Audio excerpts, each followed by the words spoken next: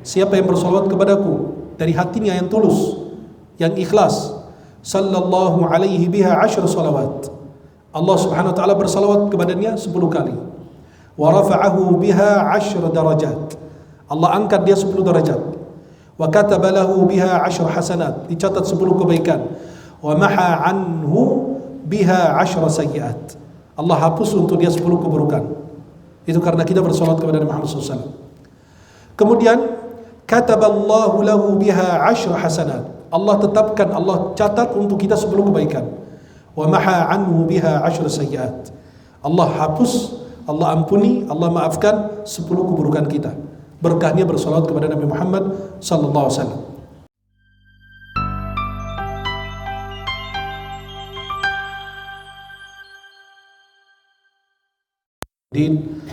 Wa alaina ma'ahum birahmatika ya arhamar rahimin.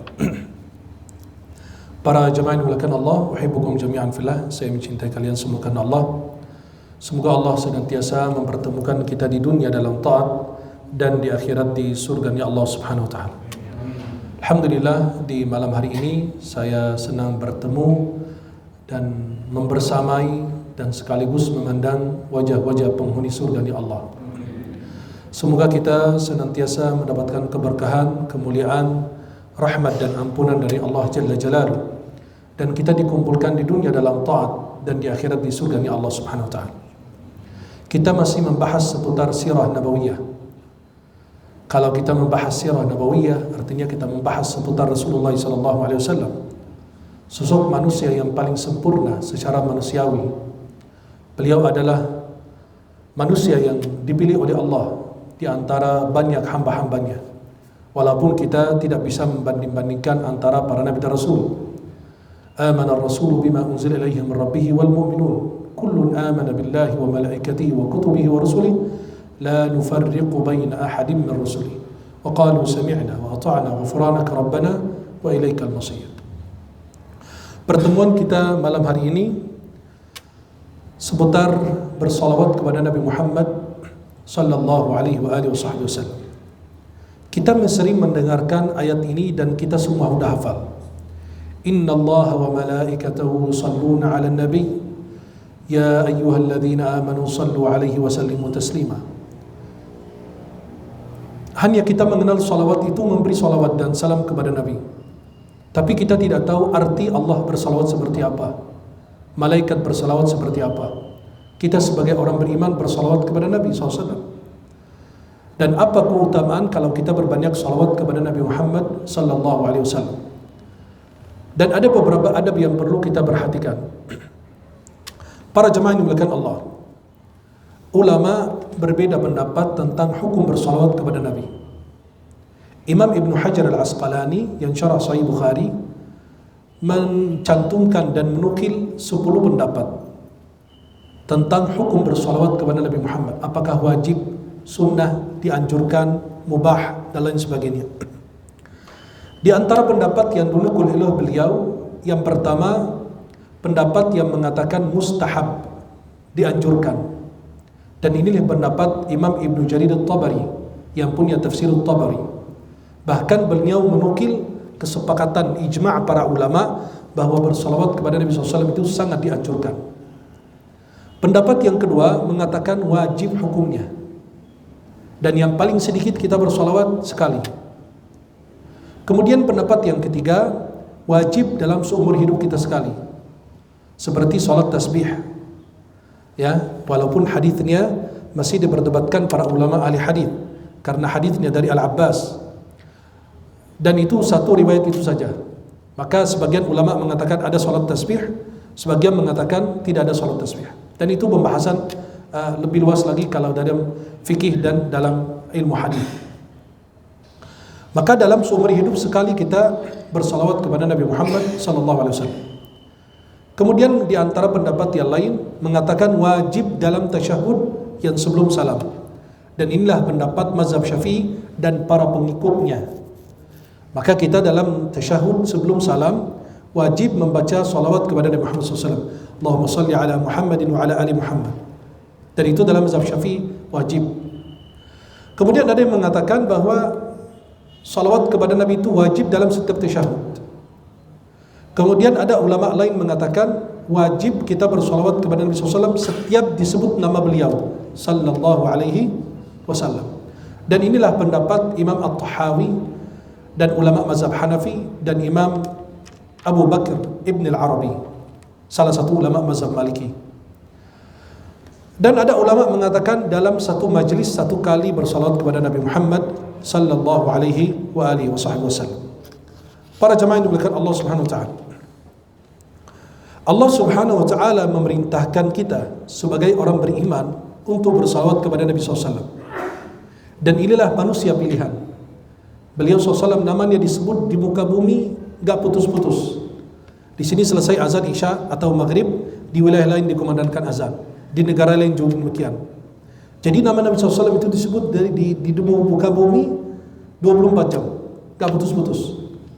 Tidak sah orang masuk Islam kalau baca asyhadu an la ilaha illallah tanpa disertakan asyhadu anna Muhammadar Rasulullah. Setiap azan, setiap salat, setiap iqamat pasti nama Nabi SAW disebut sallallahu alaihi wa alihi wasallam. Maka Allah Subhanahu wa taala meminta agar kita atau memerintahkan kita bersolawat. Para penghuni langit bersolawat dan penghuni bumi bersolawat.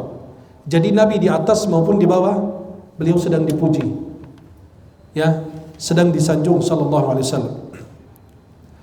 Dan kalau kita bersolawat kepada Nabi Muhammad sallallahu alaihi wasallam, itu banyak sekali faedah dan pelajaran buat kita.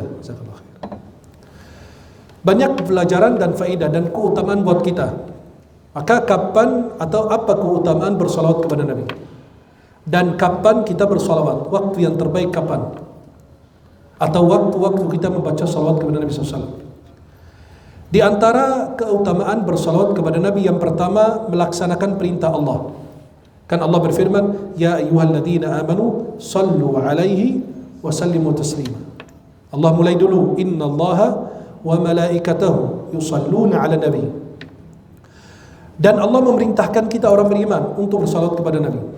Ada ulama mengatakan kullul a'mali bainar raddi wal qabul illa salatan ala rasul falaysa laha illa al qabul. Salat kita bisa diterima, bisa tidak. Puasa kita juga, sedekah kita, bacaan Quran kita. Tapi kalau salat pasti diterima. Maka semua amalan antara diterima dan ditolak kecuali salat kepada Nabi pasti diterima oleh Allah Subhanahu wa taala. Maka ini kita melaksanakan perintah Allah. Ya ayyuhalladzina amanu sallu, perintah, amr. Alaihi wa sallimu taslima, sallallahu alaihi wasallam.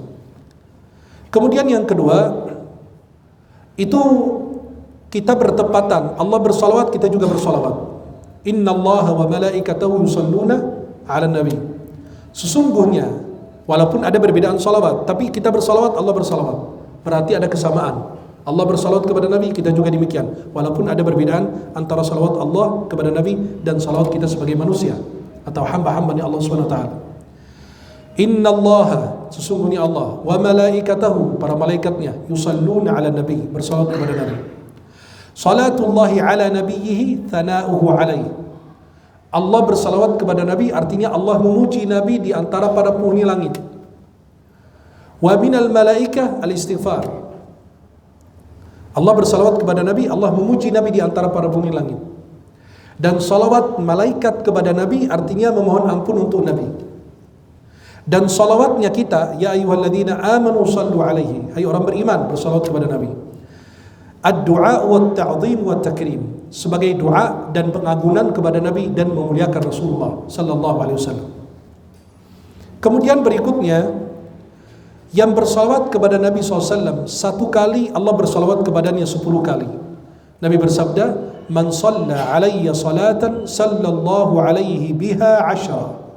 Siapa yang bersalawat kepadaku satu kali, Allah bersalawat kepadanya 10 kali. Maka bayangkan kita sebagai hamba sampai Allah memuji kita, Allah mengampuni kita, Allah merahmati kita. Kenapa? Karena bersalawat kepada Nabi Muhammad sallallahu alaihi wasallam. Kemudian para jamaah yang dimuliakan Allah Subhanahu wa taala, man shalla alayya lam tazalil malaikatu tusalli alaihi ma shalla alayya. Malaikat bersalawat untuk kita, mohon ampun untuk kita selama kita masih bersalawat kepada Nabi Muhammad SAW. Kemudian Allah mengangkat derajat kita.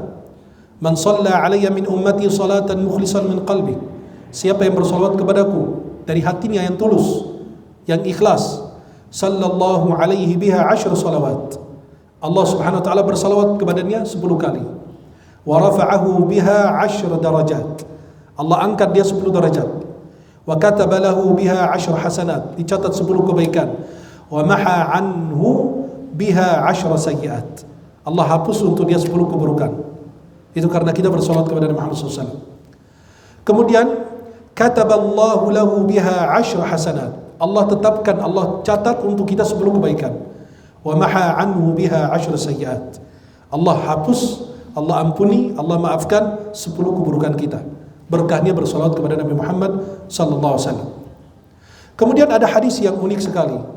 Kalau kita berbanyak salawat, Allah Subhanahu wa taala akan memberikan kecukupan, memberikan apa yang kita inginkan, Allah kabulkan, bahkan dosa kita diampuni. Ada hadis yang sangat luar biasa, adalah hadis yang diriwayatkan Tirmizi dan sahihkan Al-Albani dalam Sahih Sunan At-Tirmizi. Ada hadis dari Ubay bin Ka'ab. Dia mengatakan kepada Rasulullah, qala Ubay sahabat Nabi berkata, qultu ya Rasulullah, wahai Rasulullah, inni ukthiru salata alaik, saya berbanyak salawat kepadamu. Fakam aj'alu laka min salati, kira-kira berapa target yang salawat yang saya bisa bacakan kepadamu ya Rasulullah. Faqala ma syi'ta, terserah mau berapa. Qala qultu rubu'. Ubay bin Ka'ab mengatakan, ya Rasulullah, 1/4 salawat saya untukmu SAW. Qala ma syi'ta fa in zidta fa huwa khairul lak, itu terserah, dan kalau kamu nambah lebih bagus lagi. Qultu nisf, saya mengatakan, kata Ubay bin Ka'ab, setengahnya. Qala ma syi'ta fa in zidta fa huwa khairul lak, terserah, dan kalau menambahkan lagi itu lebih baik untukmu. Qala qultu fa thuluthain, kata Ubay bin Ka'ab, ya udah 2/3 ya Rasulullah. Qala ma syi'ta fa in zidta fa huwa khairul lak, terserah, kalau menambah lagi itu lebih baik untukmu. Qultu aj'alu laka salati kulluha, aj'alu laka salati kullaha, salawat saya itu hanya untukmu. Artinya waktu saya berzikir itu saya serahkan banyak untukmu ya Rasulullah. Qala, coba kata Nabi apa? Idzan tukfa hammak wa yughfar laka dhanbuk, dicukupkan semua keinginanmu dan dosamu akan dihapus oleh Allah Subhanahu wa taala. Maka kalau kita punya keinginan, punya hajat, punya apa, duduk bersolawat kepada Nabi SAW. Maka dulu dikatakan pada saat terjadi peperangan, ulama baca Sahih Bukhari. Apa hubungannya Sahih Bukhari dengan peperangan atau kemenangan? Karena kata ulama, karena kalau orang baca kitab Sahih Bukhari, isinya hadis. Dan kalau baca setiap hadis, bersolawat kepada Nabi SAW. Coba berapa kali mereka baca salawat kepada Nabi SAW?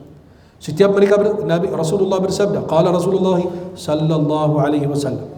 Berapa kali mereka bersalawat? Jadi Allah berikan kemenangan, Allah berikan kecukupan untuk kita, keinginan kita dikabulkan, dosa kita diampuni, berkahnya kita bersalawat kepada Nabi Muhammad sallallahu alaihi wasallam. Salam dan salawat kita yang kita kirim ke Nabi sampai kepada beliau. Sampai kepada beliau. Karena kita dalam surat tasyahud, assalamu alayka ayyuhan nabiyyu wa, halo? Masih hidup gak nih? Assalamu alayka ayyuhan nabiyyu wa rahmatullahi wabarakatuh. Ini kan salam kepada Rasulullah. Nabi SAW bersabda dalam hadis yang disahihkan Al-Albani, beliau Nabi SAW bersabda, sallu alayya wa sallimu haitsuma kuntum, bersalawat dan beri salam kepadaku dimanapun kalian berada. Berarti tidak harus di depan makam Rasulullah. Kalau kita punya uang, kita mengunjungi Rasulullah, kita mendatangi Rasulullah, kita haji dan umrah, kita nanti berdiri di depan makam Nabi, kita ziarah masjid Rasulullah, ziarah Masjidil Haram. Tapi kalau kita tidak punya uang, biarkan Nabi yang menziarahi kita. Gimana? Berbanyak salawat, nanti beliau hadir di dalam mimpi kita. Jadi kalau kita punya uang, kita menziarahi Rasulullah. Tapi kalau kita nggak punya uang, biarkan Nabi yang menziarahi kita. Kenapa? Berkahnya bersalawat kepada Nabi Muhammad SAW. Maka para ulama ini, kenapa mereka sering mimpi Nabi? Karena mereka tidak putus dari bersalawat. Sampai ada yang baca 10.000, 100.000. Bayangkan, salawat kepada Nabi Muhammad SAW. Maka beliau mengatakan, sallu alaihi wa sallimu haitsuma kuntum. bersalawat dan beri salam kepadaku dimanapun kalian berada. Fasayablughuni salamukum wa salatukum. Karena pasti akan sampai kepada saya salam kalian dan salawat kalian. Bayangkan Nabi SAW manggil nama kita di hari kiamat. Hai fulan bin fulan, fulana binti fulan. Ya Rasulullah, kau kenal saya? Ya, saya mengenalmu sebagaimana mengenal putra putriku. Kenapa? Karena kamu dulu sering bersalawat kepadaku sehingga aku sudah menghafal namamu. Coba kalau kita kirim salam kepada seseorang seminggu sekali aja, lama-lama hafal kan? Apalagi Rasulullah dalam setiap tasyahud kita, Assalamualaikum ya Nabi, Assalamualaikum. Bayangkan, kita sampai diingat oleh Rasulullah Sallallahu Alaihi Wasallam. Dan Nabi SAW bersabda dalam hadis diriwayatkan oleh Imam Ahmad dalam musnad beliau dan sanad dia sahih. Kata Syekh Syuaib Al-Arnaut, qala Rasulullah SAW, inna lillahi malaikatan sayyahina fil ard yuballighuni min ummati salam. Ada malaikat yang suka berkeliling di muka bumi. Yuballighuna min ummati as-salam. Yuballighuni min ummati as-salam. Artinya, setiap orang yang beri salam kepada Nabi, malaikat ini bertugas untuk menghantarkan dan menyampaikan salawat dan salam kita kepada Rasulullah Muhammad sallallahu alaihi wasallam. Kalau kita rajin bersalawat kepada Nabi, dapat syafaatnya Rasulullah. Ada dalam hadis riwayat Tabarani dengan dua sanad baik, jayyid. Siapa yang bersalawat kepada Nabi di 10 hari, 10 kali dalam sehari, 20 kali maaf. Siapa yang bersalawat kepada Nabi dalam sehari 20 kali, 10 di pagi hari, 10 di sore hari, dapat syafaatnya Rasulullah. Dan ada hadis lagi. Nabi SAW bersabda dalam hadis riwayat Imam Muslim dalam sahih beliau, "Idza sami'tumul muadzin." Apabila kalian mendengarkan azan dikumandangkan, faqulu mithla ma yaqul. Katakan sebagaimana dikatakan muadzin. Thumma sallu alayya. Kemudian kalian bersalawat. Dan kita ada tambahan bahwasannya kita merubah hayya 'alas shalah, hayya 'alal falah itu dirubah dengan la haula wala quwwata illa billah. Fa innahu man shalla 'alayya salatan sallallahu 'alaihi biha 'ashara. Siapa yang bersalawat kepadaku 1 kali, Allah bersalawat kepadanya 10 kali. Thumma salullaha liyal wasilah fa innaha manzilatun fil jannah.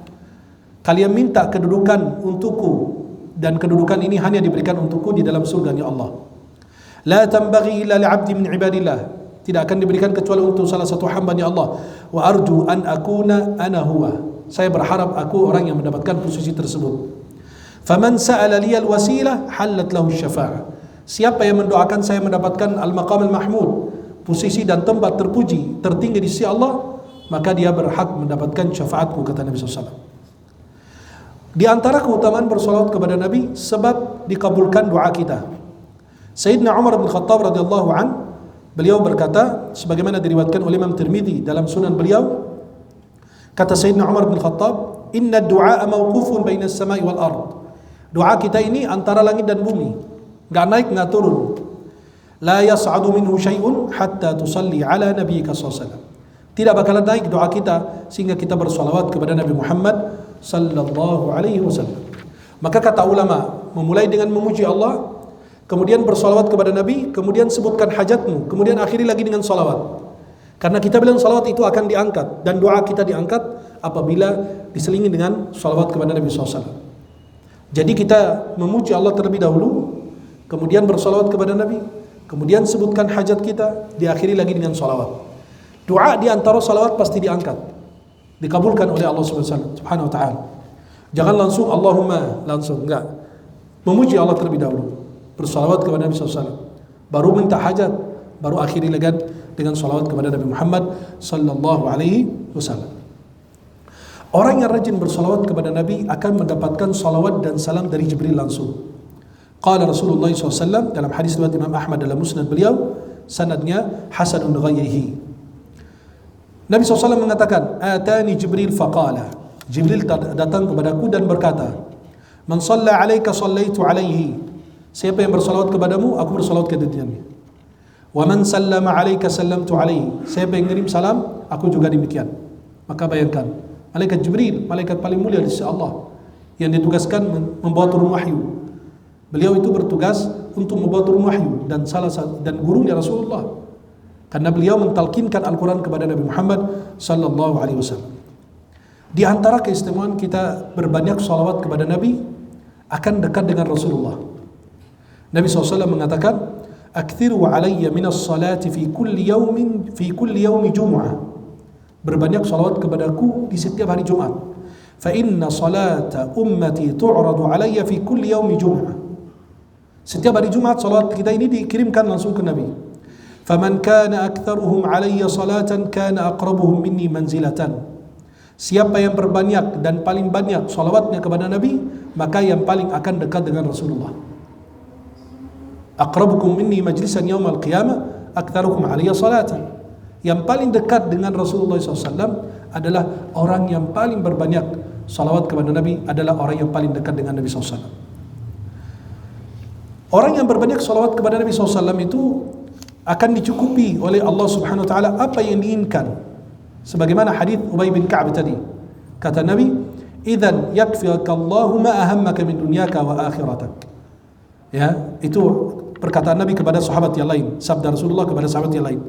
Kalau kamu berbanyak salawat kepada Nabi Muhammad SAW, Allah berikan kecukupan dalam urusan yang membebanimu dunia dan akhirat. Kemudian para jemaah yang dimuliakan Allah, kalau kita berbanyak salawat kepada Nabi, menjadi sebab Nabi memberi salam kepada kita dan menjawab salam dan salawat itu. Ma min ahadin yusallimu alayya illa raddallahu alayya ruhi hatta arudda alaihi salam. Tidak ada yang mengirim salam kepada Nabi melainkan Allah kembalikan ruh beliau sehingga beliau menjawab salam kita. Kemudian para jemaah yang dimuliakan Allah, orang yang berbanyak salawat kepada Nabi SAW adalah orang yang jauh dari sifat kikir, sifat bakhil. Kata Nabi SAW, innal bakhila man dzukirtu indahu falam yusalli alaihi.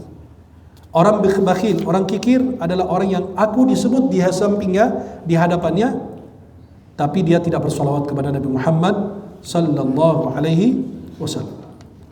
Dan ada hadis lebih unik lagi. Man nasiya salata alayya khati'a tariqal jannah. Orang yang lupa tidak bersalawat ketika namaku disebut di hadapannya, maka dia memilih jalan keliru menuju surganya Allah Subhanahu wa taala. Bayangkan, karena dia tidak bersalawat kepada Nabi, apalagi nama Nabi Muhammad sallallahu alaihi wasallam disebut di hadapan beliau, lalu dia tidak bersalawat kepada Nabi Muhammad sallallahu alaihi wasallam. Kemudian para jemaah yang dimuliakan Allah, bersalawat kepada Nabi adalah sebab keberkahan, sebab kemuliaan, dan kita berdoa agar Allah Subhanahu wa taala memuliakan, memuji Nabi Muhammad sallallahu alaihi wasallam dan ditempatkan di tempat yang mulia di sisi Allah Subhanahu wa taala. Dan ini doa mustajab.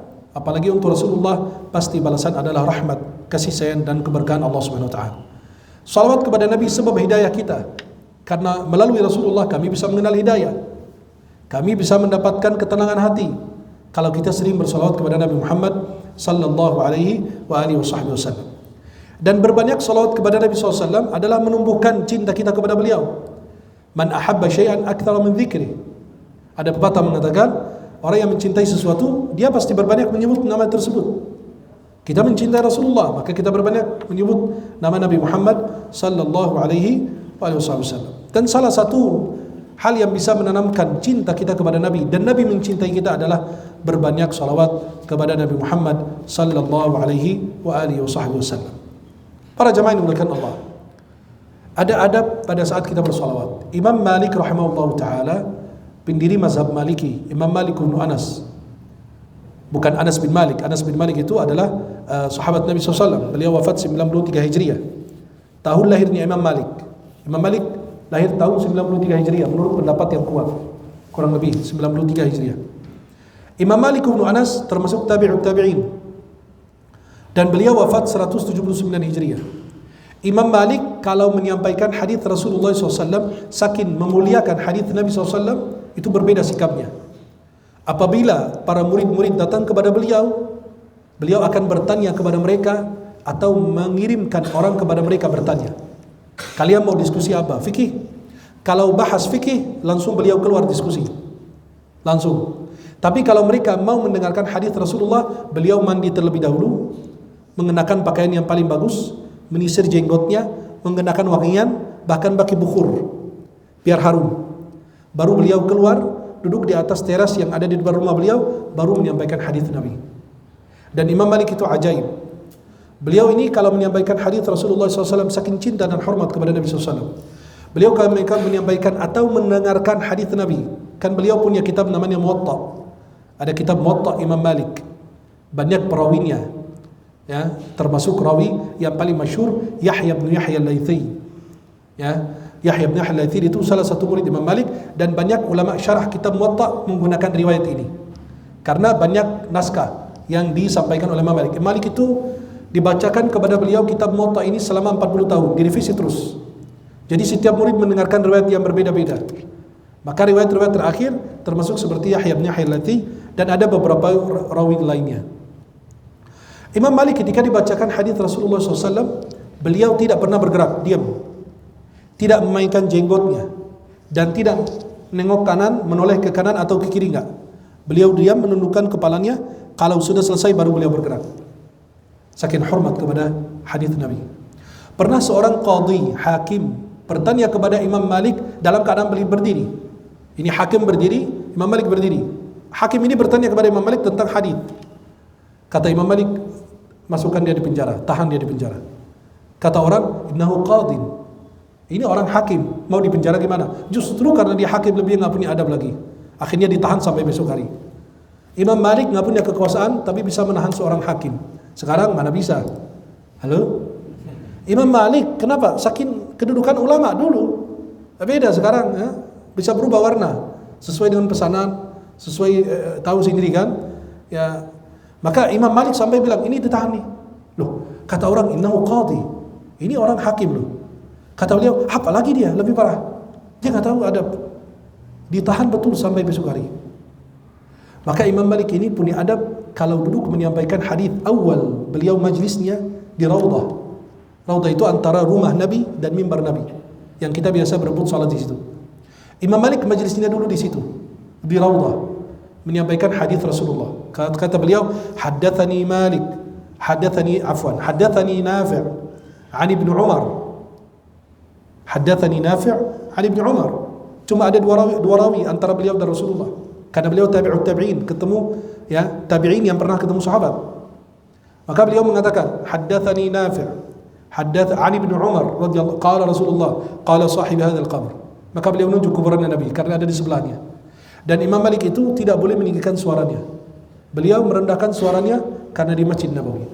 Karena kita punya ayat, la tarfa'u aswatakum fawqa sautin nabi. Jangan melebihkan suara kalian, meninggikannya melebihi dari suara Nabi.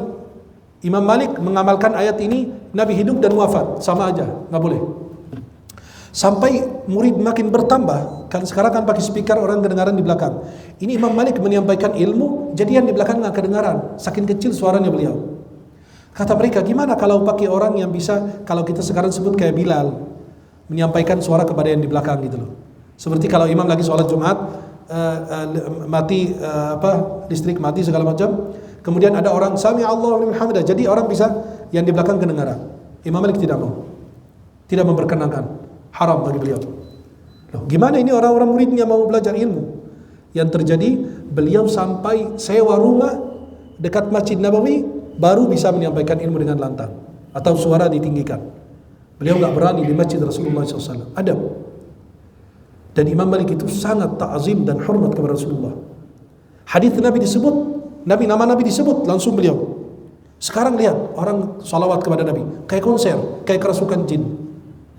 Tapi giliran dikritik, giliran dinasehati, ente anti salawat, ente orang nggak benar ini, ente nggak cinta majelis ilmu, orang gila ini. Ketika kita mengkritiki seseorang, bukan saya menjatuhkannya, tapi memperbaiki, karena itu mempermalukan kita di depan umat yang lain. Wallahi demi Allah, Allah akan hisab saya terhadap sumpah ini. Saya kadang-kadang lihat majlis itu memalukan. Saya bayangkan Nabi masuk ke tengah majlis, mereka lagi begini-begini. Apa bedanya dengan konser? Apalagi yang lagi maulid tuh, lagi viral nih kemarin. Baru dikasih nonton tadi di mobil.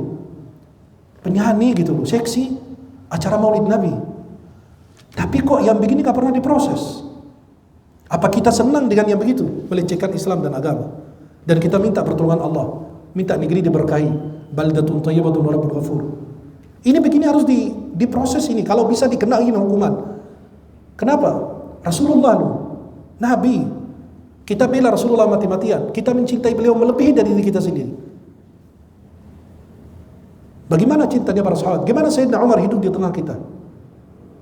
Dengan apa yang kita lihat acara-acara begini sangat memalukan. Sampai orang-orang salawatan, sampai apa segala macam. Itu sangat-sangat memalukan sekali. Saya miris wallah kalau lihat acara-acara begitu. Orang makin lama makin cerdas, apalagi dengan medsos, bisa mendapatkan kajian dari mana-mana ilmu. Ternyata makin lama makin kacau kita. Apalagi yang Gus yang sambil rokok bilang Allah itu zikir. Apa ini? Ini orang gila apa?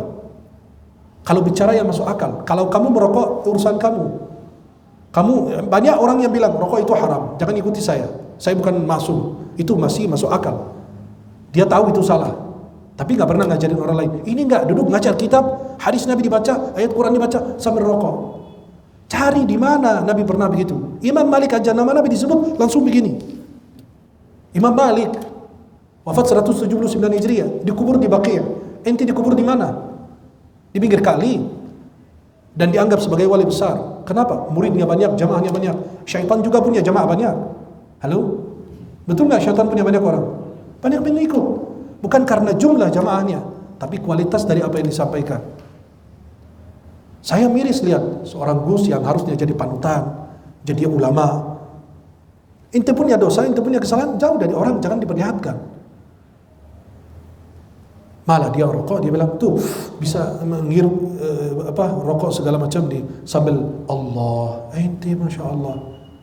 Ini orang harus dibawa ke rumah sakit jiwa. Kalau nggak ada biaya nanti anak biaya ini insya Allah. Kita patungan. Tapi ketika kita menjelaskan ini salah, dianggap ente anti salawat, ente Wahabi. Lah, Wahabi melulu yang dibawa. Giliran cinta sunnah Nabi dibilang Wahabi. Giliran senang dengan zikir dibilang Sufi. Jadi bingung kita mau jadi apa kita. Ayam goreng. Halo? Giliran orang cinta dengan sunnah, pelihara jenggotnya, celananya di atas mata kaki, dia bilang ente Wahabi.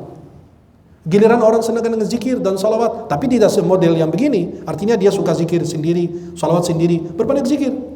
Dibilang ente masya Allah udah jadi sufi. Giliran peduli dengan umat dan pemerintah, dibilang ente ikut partai apa?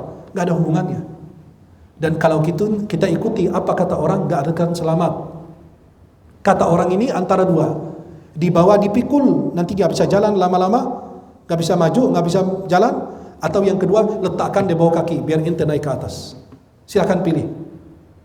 Kalau saya menyampaikan ilmu ini bukan mencari, dikagumi orang, disenangi orang. Aku nggak peduli. Buat apa? Dipuji di timur dan di barat, dan di sisi Allah tidak ada nilainya. Kita menyampaikan ilmu ini apa? Karena saya mati besok, saya udah sampaikan, ya Allah, Anda udah sampaikan. Anda nggak punya kewenangan. Anda bukan hakim, bukan pejabat. Anda cuma hanya menyampaikan. Maka seorang mufti beda dengan seorang hakim. Hakim itu keputusannya harus dilaksanakan. Kalau qadhi, mufti, dia bilang ini haram, apakah dia wajib tinggalkan? Bukan urusan saya. Saya cuma menyampaikan saja. Hidayah di tangan Allah Subhanahu wa taala. Tapi kita wajib menasihati, wa tawassaw bil haqq wa tawassaw bis sabr. Jadi pada saat kita lihat majelis-majelis salawat yang harusnya penuh dengan khusyuk, dengan adab, etika, enggak. Giliran di depan presiden siap. Giliran di depan pejabat siap, enggak bisa gerak. Maaf, pejabatnya duduk, dia masih diri. Giliran nama Nabi malah digituin. Ya Allah. Maka haram antum hadir majlis begitu. Haram antum menyumbang acara begitu. Haram. Sudah jelas. Dan Anda berharap ilmu itu bisa bertindak, bergerak. Maaf. Kita kira orang awam. Tapi kalau ilmu ini banyak ulama yang faham fikihnya, faham dalilnya, bisa mereka maju untuk apa? Melaporkan mereka ini. Karena itu sangat miris sekali kalau kita lihat kegiatan-kegiatan keagamaan yang sangat memalukan, apalagi membawa nama Islam. Ya. Maka mudah-mudahan insya Allah bisa ada tindakan yang tegas untuk bisa merapihkan majelis ilmu. Majelis ilmu itu tidak ada sampai jam 2 pagi, nggak ada majelis ilmu begitu. Ya, kajian-kajian sampai jam 12 malam itu nggak ada. Kenapa? Orang sudah ngantuk, sudah lapar, sudah capek, tapi malah disuruh ikut majelis. Itu bukan majelis. Subuh kesiangan, masya Allah, hebat ini masya Allah. Kayak ada yang sholat duha tepat waktu, tapi sholat subuh kesiangan. Saya pernah salah satu sekolah ada murid telat, saya nanya, inti baru masuk? Ya. Jangan-jangan belum mandi. Saya tadi mau nanya belum sholat subuh, nggak enak, maka cari pertanyaan yang agak lebih ringan. Kamu udah mandi belum? Belum. Berarti belum sholat subuh dong. Belum, tapi sudah sholat duha. Ya salam. Masya Allah. Anda kasih penghargaan. Orang sesat. Dia bilang belum sholat subuh, tapi sudah sholat. Karena dia sering dengan sholat duha itu, kalau tepat waktu rezeki lancar. Siapa yang bilang gitu? Itu bohongan. Salat secara umum membuka pintu rezeki, bukan salat duha. Salat duha ini Pak, fungsinya sedekah atas bersendian dalam tubuh kita. Fungsi salat duha dari Nabi. Siapa yang bilang salat duha itu rezeki? Salat yang membuka pintu rezeki, salat subuh berjamaah, apalagi di masjid, itu membuka pintu rezeki. Maka Nabi bersabda dalam hadis riwayat Abu Daud dalam sunan beliau, Allahumma barik li ummati fi bukuriha. Ya Allah berkahi umatku pada pagi harinya. Allah. Mulai dari subuh. Maka orang kalau subuh, orang tua kita dulu atau para pedagang salat subuh berjamaah di masjid, habis itu beliau dagang, gelar dagangan.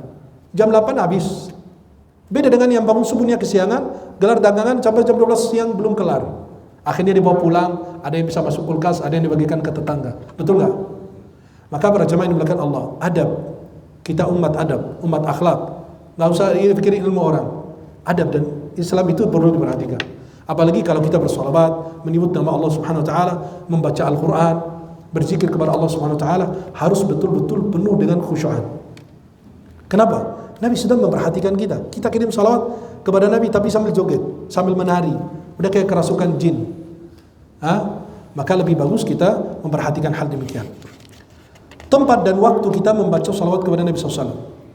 Kata ulama, ada beberapa waktu yang bisa kita baca salawat kepada Nabi dalam salat fardu dan salat sunnah, khususnya di tasyahud akhir. Di tasyahud akhir sebelum salam, kita bersalawat kepada Nabi. Ada orang bertanya, saya baca Allahumma salli ala Sayyidina Muhammad atau Allahumma salli ala Muhammad? Afdalnya Allahumma salli ala Muhammad. Karena sahabat bacanya begitu. Sahabat lebih cinta Nabi daripada kita. Ya kita lihat kita ini kayak Nabi, gimana bersama Nabi. Sahabat aja bilang Allahumma salli ala Muhammad, bukan mengurangi. Tapi di luar salat mereka bilang Allahumma salli ala Sayyidina Muhammad. Boleh, enggak masalah. Tapi dalam salat Allahumma salli ala Muhammad. Dalam azan asyhadu anna Muhammadar Rasulullah. Bukan karena mau mengurangi kedudukan Nabi, enggak. Nabi mulia, lebih dari apa yang kita sangkakan. Sallallahu alaihi wasallam. Maka kita baca Allahumma salli ala Muhammadin wa ala ali Muhammad. Terus yang bilang mazhab Syafi'i bilang enggak, ulama belakangan mutaakhir Syafi'iyah yang mengatakan baca Allahumma shalli ala Sayyidina Muhammad. Ya, tapi afdalnya Allahumma shalli ala Muhammad. 3 mazhab, hampir 4 mazhab. Syafi'i, Maliki, Hanafi, Hambali semua sepakat Allahumma shalli ala Muhammad. Hanya ulama belakangan Syafi'iyah, bukan ulama awal-awal di awal seperti Imam Syafi'i dan lain. Tidak. Ulama belakangan dari mazhab Syafi'iyah mutaakhir Syafi'iyah mengatakan sebut Allahumma shalli ala Sayyidina Muhammad. Tapi lebih afdal ittiba' kepada apa yang disampaikan Rasulullah dan para sahabatnya radhiyallahu alaihim ajma'in. Kemudian yang kedua, di akhir kunut. Kan kita biasa ada kunut salat subuh, ada kunut akhir Ramadan. Kita mengakhirinya dengan bersalat kepada Nabi SAW. Kemudian sesudah takbir kedua, kan takbir kedua salat jenazah. Salat jenazah itu tidak ada doa iftitah atau istiftah. Kenapa? Salatnya ringan, enggak ada sujud, enggak ada ruku. Maka dalam hati nawaitu sholli ala hadratil muslimin, Allahu akbar, langsung. Enggak usah pakai doa iftitah. Langsung alhamdulillahirabbil alamin. Kemudian takbir kedua boleh angkat tangan, boleh tidak. Bebas, itu ada dua pendapat. Boleh angkat tangan setiap takbir, boleh tidak, enggak masalah. Boleh salam 2 kali, boleh salam 1 kali. Kalau di Saudi salamnya 1 kali, enggak apa-apa. Kalau kita di Indonesia mazhab Syafi'i salamnya 2 kali, enggak apa-apa juga. Dua-duanya sah. Habis takbir pertama kita membaca Al-Fatihah. Habis takbir kedua baca salat Ibrahimiyah. Allahumma shalli ala Muhammadin wa ala ali Muhammad sampai akhir. Kemudian kita membaca salawat ketika khutbah Jumat dan khutbah Idul Fitri, Idul Adha dan lain.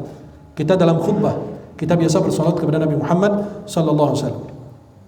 Sesudah menjawab azan, kan azan dan iqamah kita ngikuti muazin, asyhadu anna Muhammadar Rasulullah, kita juga menyebut nama Nabi sallallahu alaihi wasallam. Kemudian para jemaah yang dimuliakan Allah Subhanahu wa taala, ketika memasuki masjid dan keluar dari masjid, bismillah wassalatu wassalamu ala Rasulillah. Nah, itu ketika masuk masjid dan keluar dari masjid. Kemudian ketika berada di Bukit Safa dan Marwah, biasa kita kalau berada bersama jemaah melaksanakan ibadah haji dan umrah, berdiri di atas Bukit Safa, kita menghadap Ka'bah dan kita membaca abda'u bima bada Allahu bih. Inna safa wal marwata min sya'airillah fa man hajjal baita dan seterusnya. Kemudian bersalawat kepada Nabi Muhammad sallallahu alaihi wasallam. Kemudian pada saat berkumpul bersama kaum muslimin, seperti kalau kita di majelis mau bubar, bersalawat dulu. Kenapa? Biar Allah ampuni kita dengan berkahnya salawat kepada Nabi sallallahu alaihi wasallam. Kemudian bersalawat kepada Nabi sallallahu alaihi wasallam ketika beliau disebut namanya. Kemudian ketika selesai dari talbiyah, ketika menyium Hajar Aswad, Ibnu Umar ketika beliau menyium Hajar Aswad mengatakan Allahumma imanan bika wa tasdiqan bi kitabika wa sunnati nabiyyika, kemudian beliau mencium Hajar Aswad. Ketika berdiri di depan makam Rasulullah, beri salam kepada beliau SAW. Ketika kita keluar ke pasar, kita juga menyebutkan. Ketika bangun di tengah malam, ketika khatmul Quran, pada hari Jumat dan malam Jumat, kita berbanyak salawat kepada Nabi SAW. Di pagi hari dan di sore hari disebut dengan zikir pagi dan petang. Pada saat terjadi persoalan bagi kita, beban, permasalahan, kita berbanyak salawat kepada Nabi SAW. Dan ketika membaca khutbah nikah, kita bersalawat kepada Nabi SAW. Yang terakhir yang saya sampaikan, as-salatu fi kulli makan, dimanapun kita bersalawat kepada Nabi Muhammad SAW akan sampai kepada beliau dimanapun kita berada, tidak harus berada di depan makam Rasulullah. Mudah-mudahan kita termasuk mereka yang diakui oleh Rasulullah sebagai umatnya, pengikutnya, pencinta Rasulullah SAW, dan yang memuliakan syariat Islam dan mempunyai adab ketika menyebut nama Nabi Muhammad SAW dan menyebut para sahabat dan orang-orang saleh dan para ulama. Semoga Allah senantiasa mendidik kita dengan adab yang baik dan sempurna dan mendapatkan syafaatnya Rasulullah Muhammad sallallahu alaihi wasallam. Mudah-mudahan yang saya sampaikan bermanfaat. Aqulu qawli hadza wa astaghfirullah li wa lakum. Subhanakallahumma bihamdika asyhadu an la ilaha illa anta astaghfiruka wa atubu ilaik. Wa sallallahu ala sayyidina Muhammadin wa alihi wa sahbihi wasallam. Walhamdulillahi rabbil